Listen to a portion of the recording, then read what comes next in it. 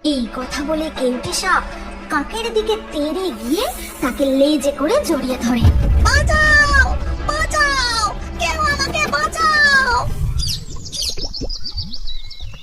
मणिमाला जलपरी नदी के किनारे एक लीची का पेड़ लगाया था जिसमें खूब सारी लाल लीचियां लगती थी, लेकिन मणिमाला जलपरी पेड़ पर किसी भी पक्षी को बैठने नहीं देती। अगर कोई बैठने की कोशिश करती, हंस हंस उड़ जा मेरे पेड़ से, कहती हूँ चली जा, नहीं तो तुम सबको पकड़कर बंदी बना लूंगी। इस तरह मणिमाला सब पंछियों को डराकर भगा देती थी। उफ, क्या करूँ? इस जंगल के पंछियों से अपनी लीचियों का रक्षा कैसे करूं पता नहीं। हाँ, मैं समझ गई, मैं अपनी लीचियों को गिन कर रखती हूँ। अगर कोई पंछी चुरा कर लीचियाँ खाए तो मुझे पता चल जाएगा।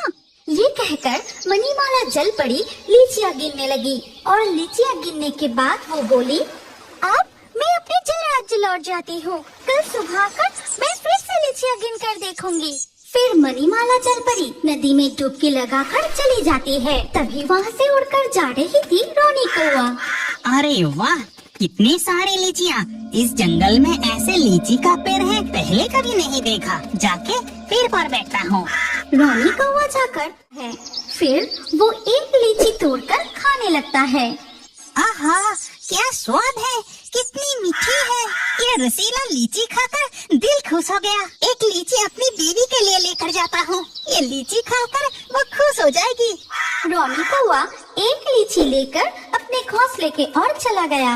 उधर टूनी के घोंसले में उसका बच्चा अपनी माँ से कहता है, माँ मुझे बहुत भूख लगी है, मुझे कुछ खाने को दो ना, बहुत जोर से भूख लगी है। हमारे जंगल में अब खाने की बहुत कमी हो गई है, एक भी पेड़ पर फल नहीं है। लेकिन तू चिंता मत कर बेटी, मैं खाने के लिए जरूर कुछ न कुछ लाऊंगी। तभी टूनी ने देखा कि उसका पड़ोसी रोनी कौवा एक लीची लेकर अपने घोंसले में लौटा। ये देखो मीनू, तुम्हारे लिए मैं क्या लाया हूँ।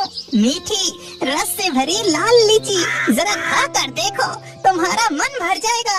सच में? तो फिर अभी खाकर देखती हूँ। उसका बेबी मीनू कौवा लीची खाते ही, अरे वाह, ये लीची तो बहुत मीठी है, खा के मजा आ गया। ठीक उसी वक्त कौवा के पड़ोसन टूनी ने बोली, अरे कौवा भैया, तुम्हें ये लीची कहाँ से मिली? मेरी बच्ची को बहुत भूख लगी है, मुझे बताओ ना, तुम्हें ये लीची कहाँ से मिली? ये लीची कहाँ से मिली? एक पेड़ से मिली। ये क्या, तुम टूनी को लीची कहाँ से मिला बता क्यों रहे हो? उसे बिल्कुल मत बताओ। ये लीची तुम सिर्फ मेरे लिए लाओगे।